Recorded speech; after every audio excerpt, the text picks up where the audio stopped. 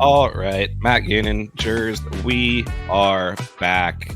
Apologies to the listeners. The allergy season is in full swing up here in New York. I'm on the mend though. I'm getting better. I'm drinking tea as we podcast. Hopefully the voice gets better as we go along. We're starting a little bit earlier than we usually do this week. I've got a couch coming as well, so recording a little bit earlier in the day, which means the odds should be better, maybe, as we dive into them here. Matt, how are you doing? How was your week with the LIV Addy? People were saying it was a major, and Zurich, which was obviously major. Yeah, well, I totally feel you on the allergies. I went up to Virginia for a wedding, and as soon as I got up north, I was like sneezing as soon as I landed. But yeah, we saw the fifth major LIV Adelaide happen last week, and it was quite the major. You see crowds of masses of people following Brendan Steele up the 18th hole. That is a major. Near 20 under in 3 rounds. Like you can't describe major conditions any better than we saw down under last week. But I watched quite more than I wanted to admit. I watched nearly like every shot over the weekend of both LIV Adelaide and the ISPS Handa because I just had nothing else to do while I was at this wedding overnight. And yeah, it was fun. It was fun golf. Got a sweat. We both got a sweat actually. Yeah, we did. I went into the weekend, or you went into Sunday of all 3 events this week with a guy under 10-1 odds, I think, going into the final round. I think my best shot was both Louis at LIV and then the wonderful partnership of Luke List and Henny Noor at the Zurich. That ended rather quickly. Let's start with LIV Adelaide, because we're going to start here because we've both, within the last week, we've had somebody tell us that our pod is the fairest towards LIV, and we've also had somebody tell us that they're canceling their Vinceric subscription because of you tweeting that it was funny that the crowds were following Brendan Steele up the 18th fairway. So that to me is the perfect way to cover LIV. We've got people upset on both sides. So we'll start with LIV. We'll just dive right in. And before that, as always, like and subscribe. We want to get the pod out there in front of as many people as possible so that they can decide, are we pro LIV? Are we LIV haters? Jers is wearing a Crushers sweatshirt on the show as we speak. So I don't know how anyone could see us as hardcore anti-LIV. I can assure you there's more people out there that shit on LIV harder than we do. Now, with that said, I think I will have some LIV takes today that are more on the negative side after LIV Adelaide. But you watched most of it. I did as well, at least definitely the final round because Louis was in the mix. But paint the picture. It was late at night. I'm sure a lot of people weren't watching. What did you see? How was it? Did it live up to the hype? Give it to me. Yeah. Just for those tweets, any tweet, first of all, I didn't say anything negative, but I will say stuff negative. Adam and I are going to say stuff as we see it. PGA Tour, LIV Tour, DP World Tour. If it's a piece of shit, we're gonna dig into it. If it's awesome, we're gonna give it its praise. But LIV Adelaide, I thought it was fine. Like it was fun. We saw the fairways and greens firm up a little bit, but there was still a ton of birdies to be had because the fairways were so firm that guys had less than 100 yards into so many holes, and then obviously the par fives. But it was fun. The crowds were like so hectic, so rowdy, similar to like Phoenix Open vibes. I'm not sure how it was on premise, because when I went to see LIV Miami on premise, I was like, this is too rowdy. I do not like this. This is just like frat environment. But I'm sure it was kind of like that in Adelaide, but they lean into that. That's how they want it to be their event. But the thing is, like, we don't call the Phoenix Open our major. I don't think LIV should call Adelaide their major. Like, they can call it their party event, sure, and like that's the vibe that it's giving. But and especially like if there's a major for LIV, it's got to be Doral because that's like the toughest course they play. So I didn't think it was major conditions, but I thought it was a fun watch. Like you had Louis, I had John Rahm making a charge. I said Saturday night or Friday night, I was like, he was out of it. I was like, he needs to shoot 62 and he'll win if he shoots 62.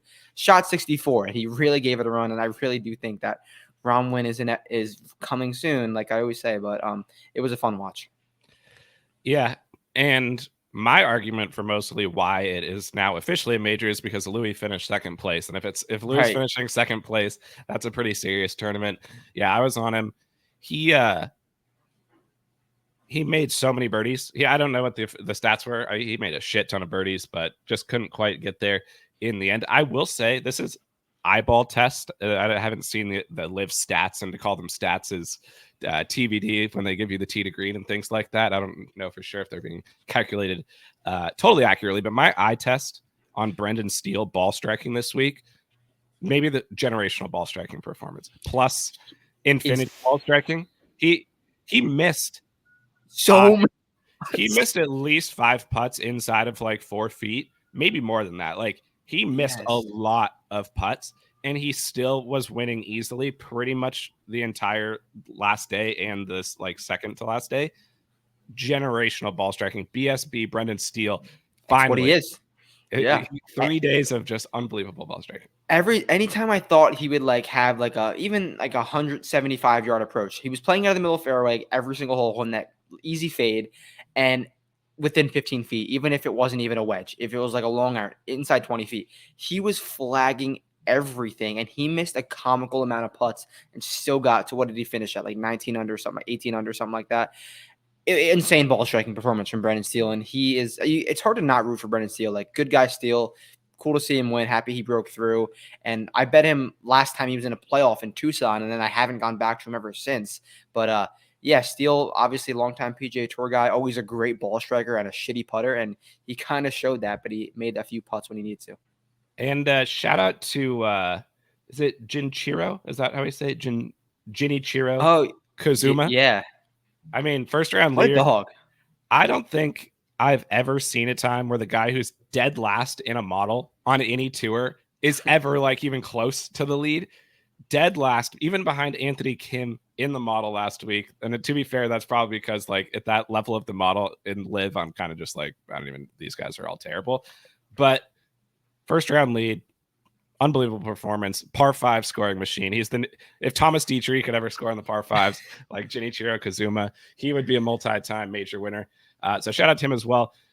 My take overall on LIV Adelaide is that the crowds are awesome. Like, if anybody wants to like shit on the crowds or be like, oh, like LIV doesn't get crowds, like yada yada, like this was up there. Obviously, we watch a lot of tournaments on all the tours all year long. This is a top level crowd, I would say, for throughout the season. Like every hole was lined with people, even no matter which hole it was, no matter who was playing it, with the shotgun format, like they were all completely packed. My biggest problem, 2 problems that I'm starting to see with LIV now on like a weekly basis. First of all, the course setups are a joke. Like, they're obviously set up for Birdie Fest, which is cool. That's fine. Like, for watching LIV, for it being a LIV tournament, I don't care what the setup of the course is. Make it whatever you want. Doesn't matter. Birdie Fest, cool. But like, if you want the guys to mix in majors, which I feel like LIV really needs and wants their players to do, because obviously that builds credibility, and obviously they have historically, like the players on LIV, these setups are doing nothing to prepare guys to go beat Scotty Scheffler at the PGA Championship or the US Open or whatever it is. And like, that course it's always going to be easy because it's short. They could have tricked that out. But put the pins in some tough spots, firm up the green. So that's one. So what are your thoughts there? Because it's just like, totally agree. And like Norman was saying pre-tournament how like firm and fast the conditions could be and what should be. But I wrote up for the Action Network, I was like, LIV wants Birdie Fest. They're going to make this course play super easy, and that's totally how it panned out. And that's how it panned out last year. And they were talking about like, this course is super firm. This course is super firm. Yeah, the fairways were firm as hell, but you're putting these back pins. They could just run them up all day. You're going to get the scores you did. But like you said, they could have tricked this bitch out and made it like a true like 10 under winner if they really wanted to. Yeah, and that's the thing. I think in general, LIV setup is tees forward. You see a lot of the tees up. A lot of the par 3s are up. The pins are in easy, accessible. It wasn't even I get it on like the party hole or whatever. They wanted a hole in one, so they wanted to set up that pin easily. But I think it was one of the other par 3s the first day was like 100 yards. And guys were like flipping wedges in, and the announcers were like, they're throwing darts on this hole. And I was like, I could go out there and probably hit it to 10 feet. Like, come on. So I think for watching LIV doesn't matter. No, not really. Like, it is what it is. For preparing the players to be ready to go play against Scotty Scheffler, I don't think it's getting the job done. And the other thing that I'm starting to have a problem with is the coverage. Like, LIV's thing is supposed to be the better coverage. And obviously you see way more golf shots on LIV than you do a PGA Tour broadcast, but it's almost getting to the point, and I don't even think it was like this at the beginning of the year. Like, I've changed my opinion on this as the year's gone on. If the guy's not in the final group or whatever, like, they're doing so many, not commercials, but hype stories about LIV itself. Like, oh, let's watch Ripper GC party vibes for the 800th time, like video. And then they do the 9-hole halftime report where you then miss like two. Like, I had Louis. Louis was probably second favorite to win the entire final round, I would say, based on like where he was on the leaderboard. And we were only seeing him every once in a while. And to me, it's like, if you're going to hype up the coverage, they're almost forgetting like that key that was one of the big things to start with. Yeah, I definitely agree. There's always just like a random story. They did one. They did some crazy one last week too. I forget what it was, but they're always just like every few holes, just 5-minute hit pieces on whatever it is. Yeah. So overall, I think it was an enjoy. I love when there's golf on in the evenings. I didn't have anything really going on this weekend, so to tune into some LIV and with a big crowd. So overall, I'd give it a B. I thought it was a good event. Like, it was fun to watch in the sense that people were trying to chase, like, the big players were getting in position to chase down B Steele in the final round. He played well. He held him off. He deserved to win, in my opinion. I don't think it was like a fluky victory by any means. He was clearly hitting the ball the best of anybody on the course. So they'll head off to Singapore this week. We'll talk about that here in a little bit. But overall, a good LIV event. I still, like we were just saying, a couple things to improve. We'll see if the LIV listeners are going to hate on us or support us with these takes, but that's our opinion on LIV Adelaide. And then the Zurich, what an event. Tremendous event. What an event. I had a lot of teams in the mix. I had all sorts of guys mixing in there. Couldn't quite get one over the line. What was your highlight? Your favorite moment of the Zurich Classic? The Zurich is honestly it's fun. It is fun. Like, if they should keep it, but they should obviously bring back match play, like we said. It's always a great finish. Like, no matter the year, it's never like a runaway team. There's always random names that you've probably never even heard of in the mix. But I would have to say my favorite take was Ryan Brehm walking after like long iron shots. Like, he hit that approach onto 18, club twirled, and like walked after it like Prime Tiger. And it was so funny. He hit a high draw from 290 that ended up going like 3. He nuked this ball. Yeah, he did. And they couldn't get it up and down. But just a hilarious event. Obviously, Rory and Shane winning it like makes it like funnier because great win, Rory. Great win, Rory. And it was fun. It was fun. What about you? I will say, so I saw your tweets about Brehm and even the text, and you were saying he was playing like Scotty, which in the final round, to be fair, he was on the day before. So bad. I think Friday afternoon was like the only time during the week that I watched any. He was like Hubbard was scrambling from everywhere. Like they easily could have shot like infinity that day, but Hubbard saved him. But that's how teams work. Brehm shows up in the final round, puts the team on his back. The opposite on Sunday. Hubbard made 0 putts. I don't understand how he ever makes putts. Like, he slices across it so hard. But Shane and Rory winning. Is it bad for their careers, bad for their legacy, good for their careers, good for their legacy? Where does it fall for you? No, I just think they both needed more Rory than Shane. Obviously, just needed to see something go through the hoop. They were never supposed to play this event. They got together. They did what they had to do. They should have won. But at the same time, I think we have to talk about him because we always talk about him. Patrick Cantlay and Xander Schauffele were the favorites of this tournament. They were plus 450. They were Scotty odds coming into the event. They tossed their name into the hat there, I think, Friday afternoon. They played a good alternate shot. But we did say it would be bad for their careers, for their legacy if they won. So technically, them having another non-competitive, I don't know what they finished, like T15, something like that. Yeah. Perfect spot for them to finish where it doesn't hurt their careers. But they didn't also mix and blow it. We basically have no takes about them, which I think is a win for them. It's fine for the week. They played 18 like over par, I think multiple times, and I'm not sure how they did it. I think they did on Saturday too, when it was the 4-ball format. They like both bogeyed it, which is like, what are you guys doing? They shot like 3 or 2 under on Saturday and made 0 move. But yeah, just regular Shane and Pat. I mean, X and Pat. Yeah, I'm gonna quickly go down the leaderboard because there are some guys that I need to make a statement on that I'm unhappy with. Higo and Fox, I'm happy with. Because I think this event, obviously, it's not one to be judging the Rorys or the Lowrys of the world or the Cantlays or the Schauffele. I think we can give some takes and have some things we need to remember about certain players going forward because we saw what the obviously for Rory and Shane, winning this is entirely meaningless in pretty much every way for their career. But they were up against a bunch of guys who really, really wanted to win. And we saw Fishburne and Blair, absolute choke job. They should have won so easily. Double on both the par threes, and that last par three was just brutal. Like they could have made bogey and still been gone and gotten birdie on 18, but Fishburne chunks it. Oh well, first Blair shanks it out to the right.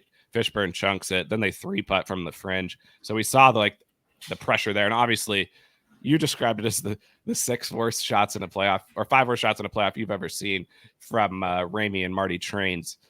That was tough. It truly was. But I think Zach Blair walks off the golf course and says, I don't think I could have hit any worse golf shots than I did. He did not contribute at all. Because I was on the plane. I had Wi-Fi. Watched the entire round. Zach Blair did not hit one good shot. Fishburne carried. I know he had a few bad chips down the stretch, but he made putts. He was nuking drives, nuking that. Fishburne hit this one like driving iron, high draw 250 that like landed like a feather and gave ZB an eagle putt. Obviously missed, but he played so good while Blair played like shit. And Trainer and Ramey got to that playoff, waited 3 hours, and hit the worst 5 shots I've ever seen while staying dry. Like they truly couldn't have hit 5 worse shots than they did. Ended up making bogey. Crazy, there's still a chance even after hitting those 4 horrible shots. Yeah, I mean they should have probably that was a very makeable. The putt was maybe the worst shot of the whole sequence. Like that wasn't even close. That was easily makeable putt. And Trainer Marty Trains putting. That's his game. You got to knock that in. Yeah, Higo Fox. They stepped up and delivered a solid final round for us. We got to keep our eyes on Fox here this week. I don't know if Higo's playing, but we should probably keep an eye on him as well. I was high on Echeverria and Grazerman. I wrote them up on Vincerix, and nice. They played pretty well. Shout out the Bermuda. They just love the Bermuda, and obviously Nico is a winner. Bobby Mack and Tommy Dietz, we supported him. We were on him. Great first round. Great alternate shot in the final round. They come up just short. Tommy Dietz missed like a 3-footer on side. They were already out at that point, but Detry missed like a 3-foot putt. It was nice to see Bobby Mack when that happened was like hyping up Tommy. He's like, let's go get birdie on 18. Like everything's fine. And Tommy looked absolutely distraught. Maybe Tommy needs more of a hype man with him on a weekly basis if he's going to break through on the PGA Tour. Hadwin and Taylor were popular. I didn't totally get it. It ran out of gas on. I feel like I understood why they were popular because it's like the same game and they play together. They needed to do something for the Press Cup, but they just ran out of gas. They were playing good until they played good 57 holes of golf, and they just ran out of gas. The guys that I need to make a statement on, and I hate to do this because one of them is a close personal friend of you and the pod, Davey Thompson and BSB, ball striking bastard Novak. I texted before the week to you and BK. I said, I'm betting them, but if they don't win, blacklist for both of them. And they got off to a great start. They were tied for the lead. They were right there going into the 3rd round. And then they only managed 68 in best ball. They were winning, and then they were completely out of it by 9 holes. So quick. But yeah, a few holes after they teed in, because everyone went crazy on Saturday. And the guys on top it was really weird switch. The guys on top all came down. They just flip-flopped. It was weird. And so I'm upset. I'm going to be honest with you. Davis Thompson, if you just go look at his finishes, he never finishes top 10. He never finishes outside the top 30. He always finishes in this exact same position. So I don't know whose fault it is. I'll blame Davey T to not put the blame on BSB Novak. But guys, what was that over the weekend? I didn't want to have to blacklist them, but I think I have to because they did exactly. They played blacklistable golf. I think I might have to. Yeah, I loved them heading into the week. Ended up not betting them, but I was pulling for you and Brian and Novak because he's a great guy. Yeah. But I was like, damn, they really just didn't have the guts. They got to the lead over through 36 holes, and I feel like they felt some pressure, played in some windier conditions, and yeah, it was over before they even started on the weekend. I will say what's cool about the Zurich is that pretty much everybody who makes the cut has a chance to win because like anything could happen over the weekend. The other team that I wanted to give a shout out that I was on that played well but then played horrible in the final round, CT Pon and Kevin Yu. They were right up there near the lead going on the final round. They played terrible. They were sick in best ball, which is not surprising for those guys because they can just birdie any hole, but they could also make tens on any hole. So shout out to them. Overall, a great Zurich Classic. It was my first time ever doing a full card at the Zurich Classic. Everyone I bet made the cut except for the Højgaards, which I only bet them because like I've got to bet the Højgaards anytime they're my guys. And then everybody else was in the mix. So I got 4 days of a sweat out of it. And that's all. So you're in on the Zurich. Confirmed in. Confirmed in. I would prefer that there was no good teams. If it like sick. Any player above top 25 in the world should not be allowed to play because then truly anyone can win. And you just bet like 8 teams at like over 50-1. Vibey. Yeah, that's definitely a fun event. Just like I feel like the thing with the Zurich is like I feel like you're never out of it. Like you can have a guy start off like you because when you see every single day like, oh, my team's 2 under through 4, like, oh, we're off to the races now. It always feels good, like just good vibes. And it was a fun weekend. I'm happy with the Zurich. I do want to say Higo and Fox played like shit on the par 5s. They did not take advantage of the par 5s in like all the formats, honestly. And did Detry and Bobby Mack? Did you go look at Detry on the par 5s? It wasn't as bad as it should have been, but it wasn't great. So like it was just mediocre, probably average in the field. Which of the teams that you bet were you most upset about? Who do you have the biggest vendetta against going forward? I think if the Fitz has played so good in the alternate shot format, besides that they 4-putt from 12 feet on like the back 9 on a Friday, but outside of that, they played so good. I feel like I was kind of had some. There's not a lot of teams that were in the 60s in every round, and the Fitz has had that. They just weren't going. I mean, it's classic Fitz golf. They just weren't going low enough on the days that you got to go low. So yeah, no real beef with anyone. That's always good. We walk away with our heads held high about the Zurich Classic of New Orleans, and that leads us to the Byron Nelson, the CJ Cup. Byron Nelson. One of my takes about this event was you only bet guys from the Asia Pacific region. Obviously, we've had Cage Lee, twice a winner here. Jason Day continues it. Last year, the CJ Cup saw this happening and said, we have to get our names on this event because CJ, being a Korean, I believe, logistics company, they used to host the CJ Cup over there in Korea. Brooks and JT always won that. Then they came over, they hosted the CJ Cup in Las Vegas, and now they've got their name on the CJ Cup, Byron Nelson. So shout out to CJ, great supporter of the PGA Tour. They'll throw their name on any event anywhere around the world.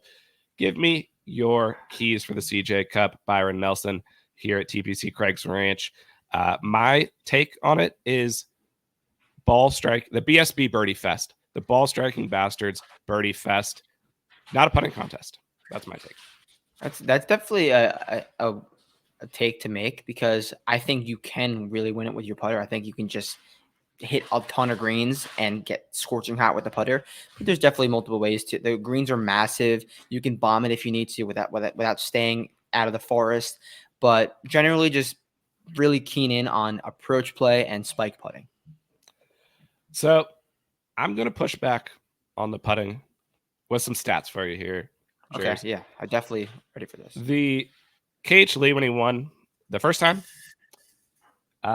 second tee to green, second place that week. Sam Burns, first tee to green. Sam Burns actually only gained 0.8 putting on the week. So this actually should count as a win for Sam Burns because if he putted to his normal amount, that's an easy win for him. The next year, 2022, the top 4 finishers on the leaderboard, here's their tee to green finish for the week: 5th, 1st, 9th, and 3rd. And then last year, Jason Day again leads the field tee to green. Siwoo is 5th, finishing 2nd. So I really think, like, yes, that's good. You've got to be positive putting. Like, you got to gain 3 to 4 strokes. But I don't think this is an 8-stroke like you need to gain on the Greens Birdie Fest because The course is so easy if you can drive it well. And I think that's why like total driving is another like big thing. Like, what is KH Lee good at when he's good? Driving. Like, that's his thing. Jason Day is not a good iron player.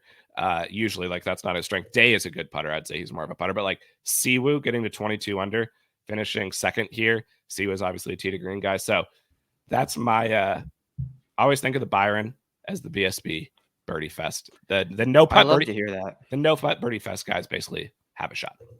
No, I love to hear that because I never like bet guys based on their putter, obviously, because that'd be me like betting Denny McCarthy every week. But kind of bet great ball strikers like we. I mean, this stuff we say every single week, so that's good to hear. Hopefully, it opens up my betting card to give me more chances because I love betting on elite ball strikers. So we will see, and I'm sure we're gonna get into the names right now. Indeed, we will. And Jers, these odds are not good. I haven't even looked at the odds. I'm only looking at FanDuel. We'll get the odds up on golf.vincerix here shortly. And also this week, probably by Tuesday, maybe Wednesday, we're going to start having some player write-ups and bets on golf.vincerix as well. So excited to display that. We'll obviously tweet that out, share that information this week. This week will probably be like a test version, and then it'll be at full speed next week, and we'll have some more information about that soon. But from FanDuel, I'm picking them because they usually have better odds than DraftKings. Jordan Spieth, 12-1. He is your favorite. The only other guy below 20-1, Jason Day at 18-1, the defending champion. We know you can go back-to-back at the CJ Cup. We have seen it. I have negative interest in betting either of these golfers. Matt, Yeah. how about you? Yeah, how could you bet Jason Day? One, he's playing horrific form. He's not hitting anything well. And then Jordan Spieth is so up and down. But more than Jordan Spieth, I'm not too worried about the ball striking that can flash anywhere. I do not trust Jordan Spieth over 4-foot putt at all. Like if Jordan Spieth's lag putting a 60-footer for eagle, I would be like, I would not be surprised if he makes par. This putter is just all over the place. I just really don't trust him over these short putts. And even then, like, how could you bet a 12-1 Spieth right now? You just can't. I think that Spieth is injured. And here's why. First of all, he's told us that he's injured. And second of all, he's lost around the greens in 5 straight events. And like around the greens is his game, but he's saying it's his wrist that's injured. And like, if you're going to be using your wrist to hit different shots, different crazy shots around the green like Spieth does, I would expect a wrist injury to shine through there. It's been some of the worst short game efforts of his entire career. The approach play has been bad. He's still driving it okay, but like that's more of like your full body in the swing than like different shit going on with your wrist. So Right. I think he's hurt, first of all. He's playing terrible.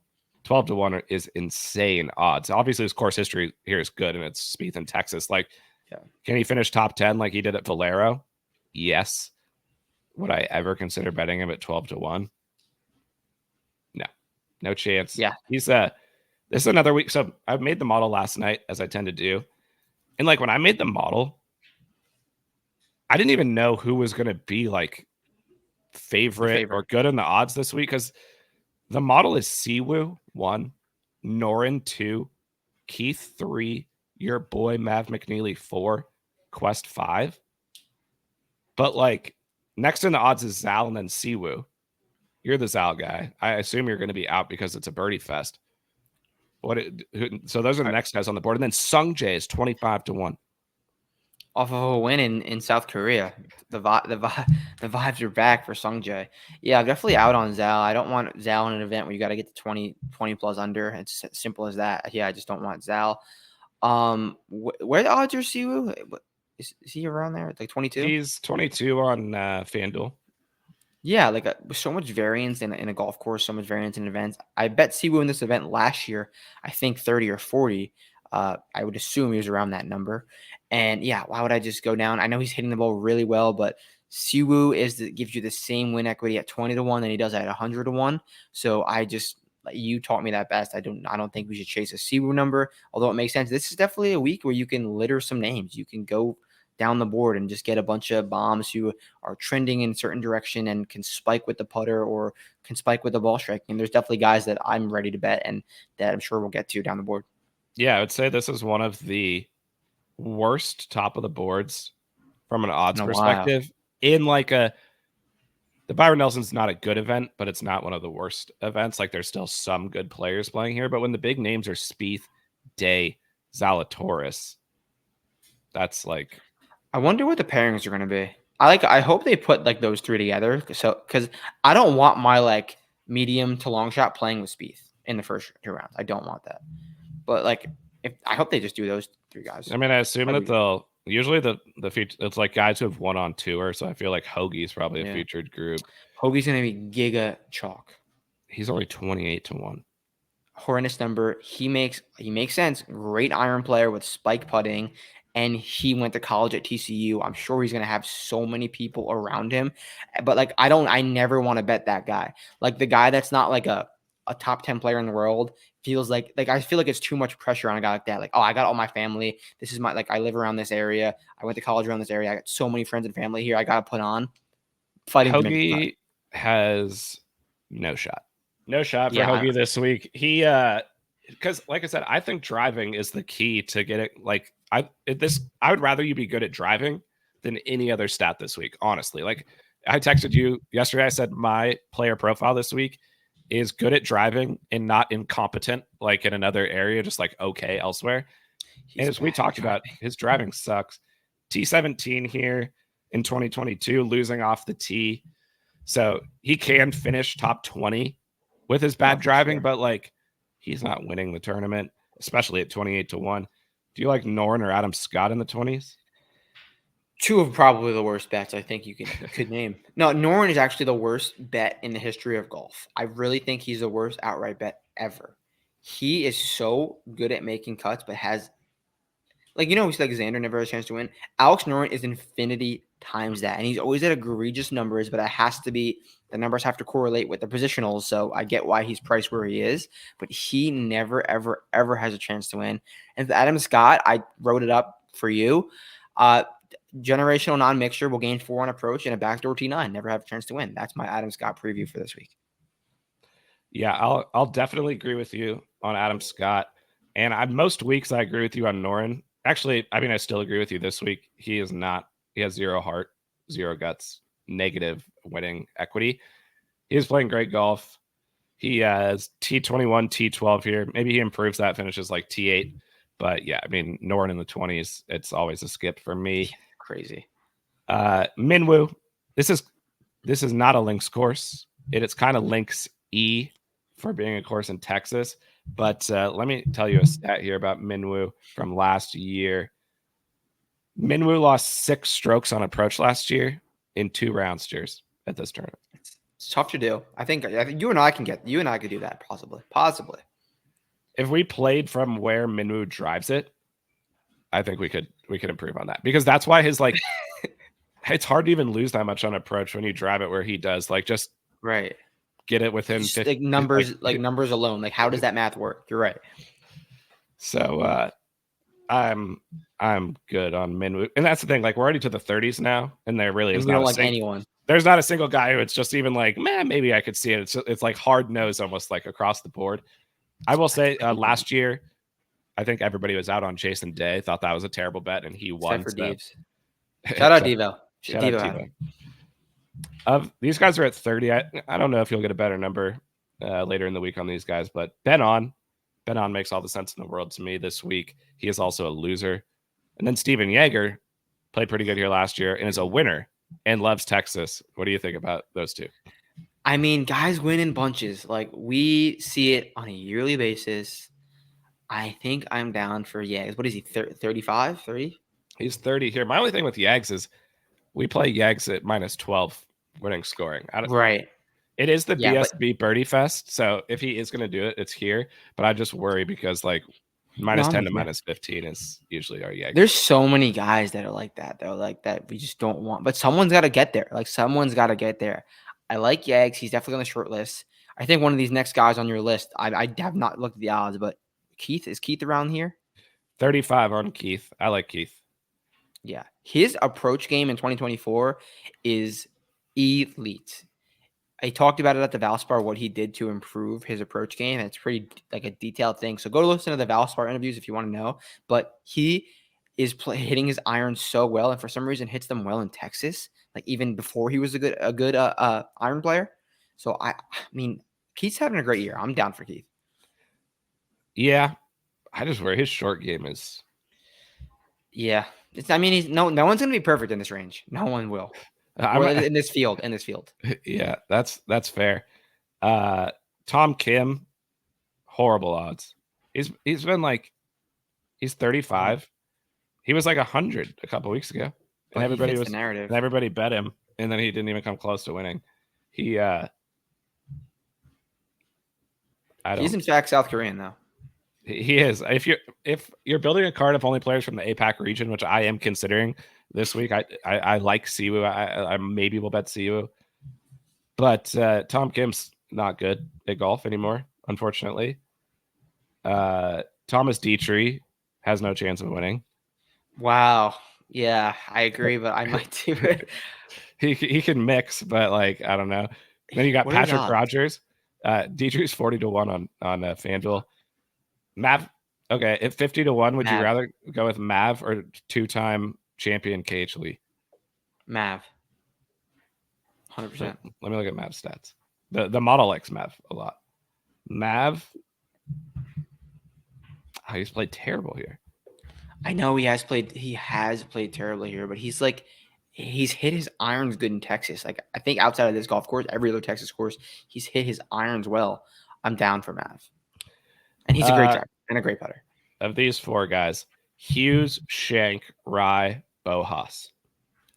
Schenk. I think Schenk is your winner this week. Wow. Expand on that. This is the first time since Adam Schenk was Giga Chalk in the summer, the John Deere week, he obviously disappointed, that he's gained on approach in 3 straight starts. First time since then. Now we're coming around to that time of the year. Schenk has found something with those irons, and he's definitely a guy who can do it in the birdie fest. Not very detailed handicap, but pretty straightforward. I like Schenk. The model like Schenk, my concern with Schenk would be he's been horrible here. His driving and around the greens has been really bad. But as you said, there's no perfect this week. So we're going to have to, if you had to choose between course history or form this week, do you want the guys with good course? Like, form. So you're willing to throw away some bad course history? Yeah, form for sure. Davey T, we just talked about him. He's on the blacklist. Of these guys in the 70s, Seamus, Hubbard, or Luke List? Oh, Seamus was so on the card until you said 70. But I mean, he's been playing good and deserves it. I've been on Seamus the last 3 weeks, and he's been like mixing. So he is one of the streakiest iron players in the world, and he's doing it well. He's hitting his irons well. He's playing good here too. Yeah, he's got great course history. I'm definitely down for some Seamus. 3 top 20s and 3 starts here. Yeah. Coming off a T12. The driving's not great right now, but everything else is pretty good. At 70, he's honestly, of the profiles that I've pulled up while talking about these guys, one of the best ones. Yeah. Yeah. Seamus was like one of my favorite guys. In random Euro, technically, we did get a Euro winner last week. 2 Euro winners. They weren't random Euros, but they were Euro winners. So hope for the random. Any other besides Seamus? Any other random Euros you've got your eyes on? I will say I've got my eyes on a man who knows how to make birdies. We saw it in Mexico. Sammy Balamaki. He's 120. Ooh. I hope we can get a better number than that. But that's about the same price he was in Mexico, right? What's his number now? Yeah, 120. Seems fair to me. Yeah, I mean, I like Fox. We already mentioned him. He'd probably be my Euro of the week. So yeah, probably Fox. Hold on, I'm just scrolling. No, he's not European. No, he's fucking. Right, yeah, he because the Trevor Immelman disrespected him so badly last year's President's Cup and didn't have Fox on the team. Fox now is European because that was disgusting behavior from our close personal friend Trevor Immelman. Shout out to Trevor responding to the pod last week. A shame that Aldrich Potts and Thirsty Lawrence couldn't play better, but it was nice. The team was just too good to be true. That's what it was. Yeah, you can't put 2 talents of that level together and expect them to instantly mesh. It's like the dream team. Or you get a big 3 in basketball. Like sometimes it works, sometimes it doesn't. It didn't work this time, but I think they come back next year. they're probably winning the tournament. And the tour wanted them to be known because 5 minutes before coverage was on, they had a hit piece on Aldrich Potts just going on his daily day in the life on the Corn Ferry Tour. It literally was that was like awesome. the coverage ended on Golf Channel, and then he went over to CBS thinking it was going to start, and they were like, "No, how about 10 minutes of Aldi Potts because this guy's the future of golf." So that was very nice to see them supporting us in that way. Wow, Fox is only 80-1 on it. That's tough. Jake Knapp is 90-1. Jake Knapp won a birdie fest. Yeah, 90-1. He modeled that well for me. This is the first time I've been like thinking about Jake Knapp since he's gone tour. So every time I've bet him, he's missed the cut. So we'll see. Yeah. Tosti. What about Tosti? I tweeted. I mean, I didn't tweet. I wrote that he can't really bomb and gouge this place. He can and can't. I don't love Tosti. The man of the hour that I'm hearing through the grapevine, people are telling me that Peter Kuest is popular play this week. I, of course, discovered and invented Peter Kuest last year at the Rocket Mortgage. One of the best discoveries I think I've ever made. 600-1 Peter Don't even Kuest. know how you did that. I don't actually. I do know. It was because he played good at this event last year, Jers. That is how I discovered him. Then he got in, I think, a Monday qualifier to the Rocket Mortgage, and I said, Rocket comp, Byron Nelson comp. Oh, this event. It's because he was T14 here last year. He gained infinity off the tee, infinity with the putter. He is 100-1 on FanDuel. He's 5th in the model. I've heard other people have him high in their models. Can a 100-1 chalk Peter Kuest win on the PGA Tour? I don't know about chalk, but 100-1, sure. But the thing is, Peter Kuest, no one makes the most of his opportunities more than Peter Kuest. This dude gets a start here and there, and when he does, it's like, okay, T20, T20, T20. Like, this dude needs his card, and I'm sure he's on the right path to get his card. And yeah, baller, bet your guys. Like, no beef with Peter Kuest. Yeah, I mean, I figured he's going to be popular. I was like, I'm not going to be able to bet him because we know that the popular players have done absolutely nothing this year. But then at 100-1, I'm just going to bet him because it's the fucking Byron Nelson and all these guys suck. And I can see it for Kuest. And like, he played good here last year, drives it great, putts it great. We're to the hundreds. Any long shots that excite you? I'll just toss some names out here in the low hundreds. I can't even find one to toss out. I love Sam Stevens. I'm not sure what his odds are. 100. Terrible. 100. I'm going to probably bet him. I think I'm going to bet him. I mean, you really, you can't ever say that 100 is a bad number. So that's, I'm not saying it's a bad No, bet. You can. It's just like he sucks at golf, but he can drive it. He does suck at golf. But the thing we see on like every 5 years things is guys play so good in Texas, no matter what their form is. And Sam Stevens has never gained more than 3 strokes ball striking outside of 3 times. It was at Houston, it was here, and it was at Colonial. Plus 6.7 ball striking in Texas events. He went to Oklahoma State. The lines are there. Like, is he the next best? Is he the next Texas guy? Like, we see what Ryan. If you blindly place top 20s or top 10s on Ryan Palmer, no matter what the form is in Texas, you are a millionaire right now. Ryan Palmer. Who knows? Maybe. Would you bet Ryan Palmer? He's 120. No, I wouldn't. Ryan Palmer has no chance to win, but Ryan Palmer can probably top 10 or top 20. Top 10. Lock. Yeah. I mean, any of these guys. I'm just trying to get ahead of the Texas narrative. Do you like Matty Schmid? The model? Like he's kind of cooling down since his like hot March, but he can bomb it for sure off the tee. He can get hot in other categories. What is 120-1? Sure. What about Nicky Dunn? Tricky Nick. Birdie Fest. Yeah. The thing with there's a flow chart with Nicky Dunn. I created one. The same with like, we know how the flow charts are. It's Nick Dunlap. Is the golf course, is it a nuanced golf course? Is it a basic golf course? If it's nuanced, has no chance. If it's basic, can mix. So he can mix because this is a basic course. Okay. Yes. Yeah, I mean, the slightest bit of nuance on any golf course let me just tell you about Nick Dunn because his win came at a birdie fest at the Amex. There might not be a bigger, besides Century, like Amex is about as birdie fest as it gets.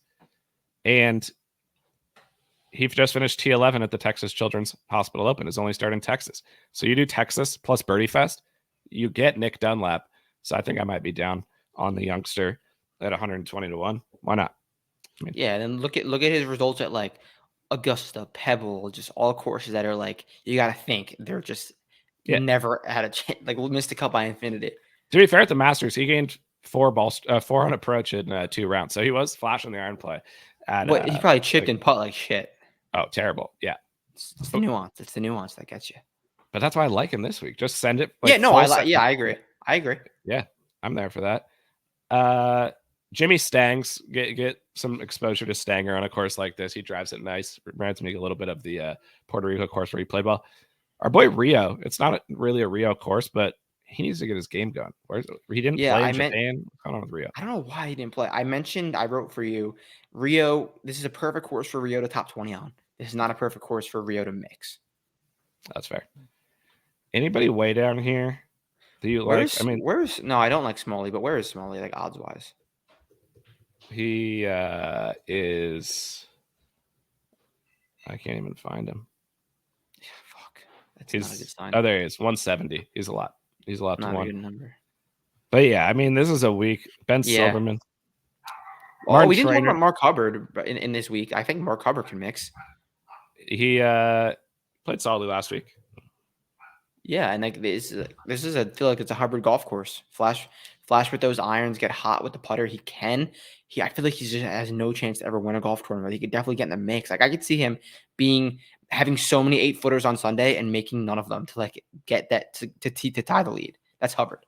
Here's what I always do with Hubbard is I go, can he gain off the tee at this course? Because like it's very hard to win on any PGA Tour course not gaining off the tee, especially this one. And my problem with Hubbard is he's been T34, T32 here, but he's lost off the tee in both starts. And I don't see him solving that this week, So I think another made cut, get him in your DraftKings lineups, but I don't think who loves a short TPC design, and if it's a ball striking birdie fest, Doug Gim.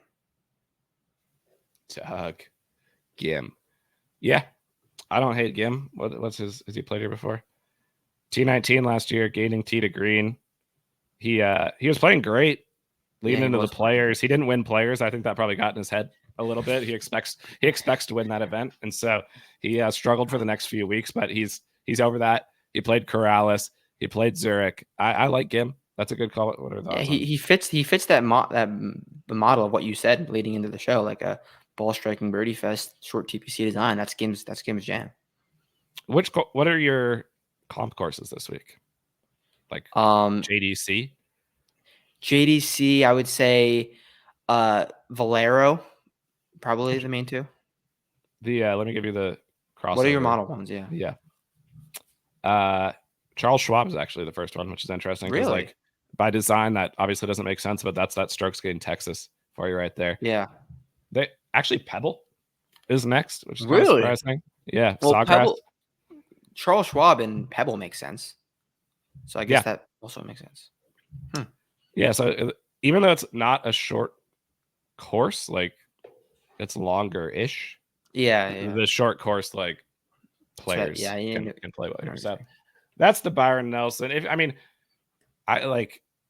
don't even know if I have anybody. Siwoo coming into the day was like the guy that I wanted to see what his odds were because he was number one in the model. It's like if you're number one in the model, I'm probably going to bet you if you're not like under 10-1, and he's not. But is there anybody that you've got penciled into the card right now? I think like Schenk and Stevens, maybe Keith. I wasn't happy to see Seamus at 70. I bet Seamus at like 300 and like 200 the last two events. So I will say, but I think those three names I'm fairly close on. Yeah, I'll bet Kuest. I have to. I can't miss Kuest at 100-1. No. I thought he was going to be 80, and then based on how popular it was sounding, I thought he was going to be like 50. So the fact he's 100, like get that in now. Yeah, I'll get it in. He's going to drop for sure. And he has no chance of winning, but I don't know. I want to bet Siwoo. I never bet Siwoo, but this is chasing a Siwoo number, as we said. And then after that, you'll regret betting Siwoo. I always regret betting Siwoo. Ben On, I was high on Ben On, but like he shot 80 twice in the last few weeks. I don't know. This is a tough week. Folks. Get over to Vince Sayers, get in the Discord. We'll figure it out. We'll get it nailed down. But here on a Monday morning, it's a tough one to break down. Let's talk quickly. LIV Singapore. They're heading. Is that north? I think they're headed north from Australia up to Singapore. I believe that's the direction you would go to get there. I saw you wrote up in the Discord. You said that's just your classic birdie fest course. Oh, they asked about LIV. Sorry, Discord. I thought they asked about this event. Yeah, no, that was LIV Singapore that they were asking about. I will get. I think your description actually fit anyway. But what is your LIV Singapore description? Yeah, more accuracy than normal on a LIV week. There's there's water, there's penal bunkers, but at the end of the day, play out of the fairway and make birdies. The LIV designs are very from fairway to green. They're fairly similar on a weekly basis. Just easy pins and just get hot with that putter and hit it close. I do think it's interesting that last year the three in the mix were Gooch, Sergio, and Brooks, all pretty solid ball strikers, like kind of guys that you would expect at a place where there's reasonable ball striking requirements. Now the scoring was still, what was the winning score last year? It was still like 18 under, 19 or 19 or something like that, or 17, I think. One of those three numbers, all the same. Which is still insane for 3 rounds of golf. 3 rounds of golf. Yeah, hold on, I've got it here. Gooch was 17, Sergio 17, Brooks 16, Scott Vincent 15. Get your eyes on the Vincent brothers this week. Mito 14. And then it did kind of drop off down to 12. So, obviously, Mito's a ball striker. Rack City was 6th. I think there is some ball striking requirements. Yeah, I had Sergio here last year, so maybe I go back. I'd say some ball striking requirements versus your typical LIV setup. I think it'll be more difficult from a ball striking perspective than last week. Now, the odds. You're not going to do another ROM single bullet, are you? I might. I really might. This would be 3 on the year. He has to hit. He has to hit sooner. You're going to be negative when he actually on ROM when he actually does. I got 2 LIV winners already though, so I can kind of I might be able to do one more. I'm feeling good about LIV still. I mean, I've got 2 winners and now a playoff loss and Louis finishing 2nd last week. So I feel like I'm honed in on LIV. I'd rather go Neiman. Honestly, of the guys at the top. Neiman's first in the model this week. I think Neiman's won his first in the model already this year. He, to me, has been the most consistent ball striker on LIV. Yeah. Brooks, I was hoping to get a good number on Brooks because he was 28-1 last week. And I bet him just because I'm betting Brooks at 28-1 in a LIV event. I don't care what course they're playing. He played fine. He played pretty good. I think he finished around top 15. But he dropped down to 14-1 this week. And now these are FanDuel odds. I'm sure we'll get better odds as the week goes on. Bryson's 14. Louis down to 14. You can't bet that. Gooch is 14. Dean Burmester is 18. So those numbers are going to change. I can promise you that. Those are horrendous. Sergio's 26. That could go the other way. Yeah. DJ. Yeah, 20, no, I agree. DJ's 28. What? 29. What? Do you think he's so? Not too far removed from a win.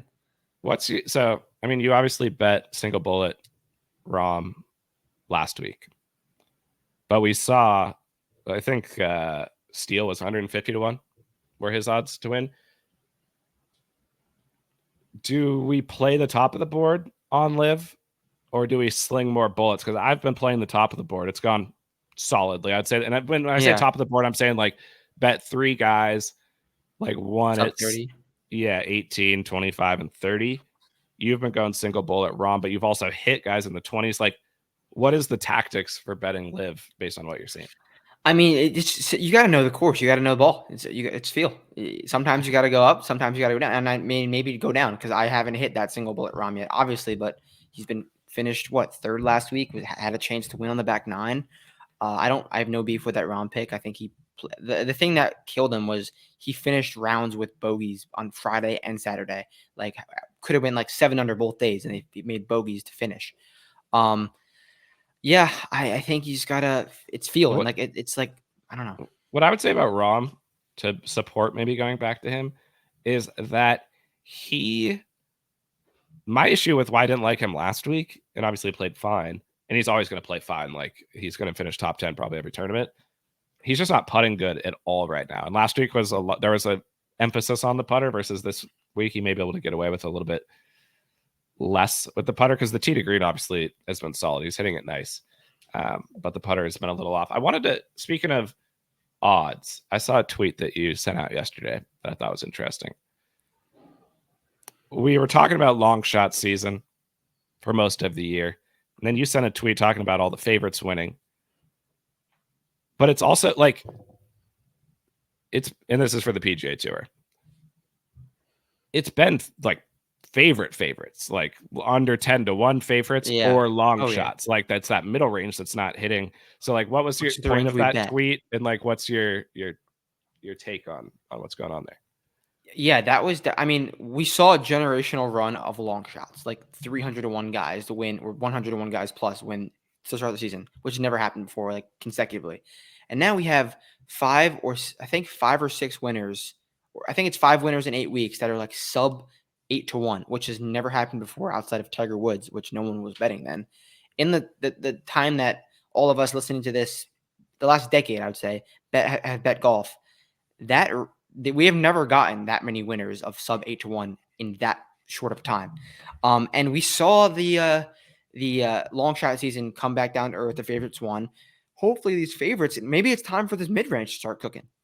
Get like on a run of 5 to 8 mid-range guys. And like that would suit everyone on Twitter, everyone of us, because that's the range that we pepper on a weekly basis. So we'll see. Yeah, I think on the only mid-range guys, Akshay for me at Valero. He came and Jaeger and Jake Knapp was in like the 40s. So there has been some. Yeah. I'm trying to think of what time. Like, yeah, it may just be random. There may not be. Again, it may just be ball knowing. You may just have to feel it on a week by week basis of what feels right. But back to LIV, I think the way I'm thinking about the week is I'm either going to single bullet Jocko, or I'm going to sling some ball strikers, like 3 or 4 guys, like I have been. But I am considering single bullet on Jocko because he's flushing. He continues to play good. He was 10th here last year before he was the Jocko that he is of today. What I was trying to see was, because did they go Adelaide, Singapore last year? Is that the same order? Both, yeah. So Gooch won both. Sergio at Adelaide was not. Where did he finish at Adelaide? Okay, he went 14th, and then he was runner-up. Brooks at Adelaide was 19th, and then 3rd. So you don't have to play comp. Yeah, you don't have to be great, but like I'm not taking a guy who just played absolutely horrible at Adelaide. Right. Like I'd say top 20 probably requirement. Yeah, I do agree, and I would be really kind of upset if I didn't back Rahm and he won, because I've been like so high on this inevitable win. We will see. We still have. I think the Vincerix guys will know tomorrow afternoon where I'm going LIV, and then PGA Tour obviously as well. So you'll see. What's the? We're going to China on the DP this week. Yeah, very straightforward birdie fest in China. Short course, very short course. Par 72. Haotong lock. Get your bets. Yeah. Haotong. He's back. He's trending. I had him last week. He was 3rd going into the final round. Back in China. We had so many guys last week on DP. Sam at Southgate, who was there. Matty Souths.